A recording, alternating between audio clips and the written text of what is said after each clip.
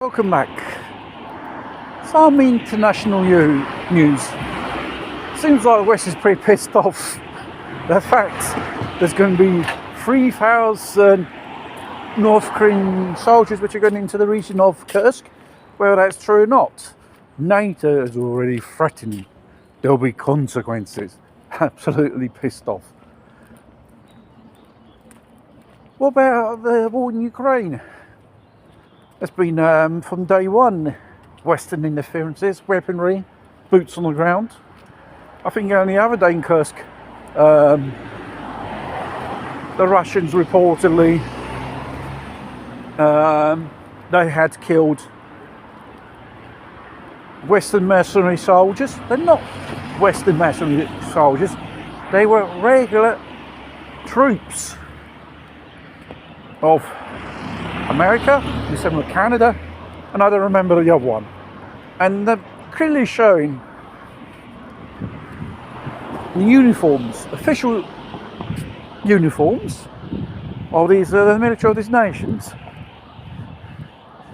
So they're a bunch of hypocrites of the West, saying you can't do that. Who are you the one to dictate the rules? And also in Ukraine, the Russians are steamrolling over the fallen Ukrainian positions because they're running out of soldiers. Zelensky's having intentions to draft, I should say kidnap another 100,000 people, and they're going to send to the front disabled people to be absolutely slaughtered. This guy's only the sidekick of a war which obviously Washington and Brussels had sponsored. Money pouring in, and probably Georgia may be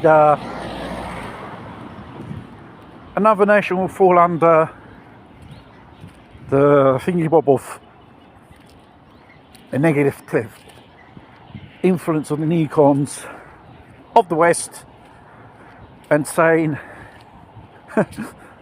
their elections which took place a few days ago is a fraud. Otherwise, if you don't do a recount or you don't let the so-called opposition pro-Europe and pro-NATO, pro getting into another war, factions win, the usual rhetoric, there'll be consequences. Obviously these so-called neocons of politicians and war hogs, they're absolutely insane. Some of the things which they say, you're like if they came over from a lunatic asylum. We are run by lunatics. They are scot-free.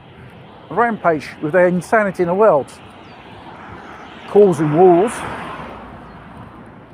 And the story behind why wars are sparking up by the West on the East is due to probably the fact BRICS probably one day, whether you like it or not, will take the place of the US dollar, a more fair, they say, society. Okay. It's a desperate attempt of the West fighting back, attached to the life support system. It's a question of time that someone flishes a switch and it collapses. The US dollar is there, it's only to, how do you say, exist to wage war, make weapons and destruction. Pure insanity. Sometimes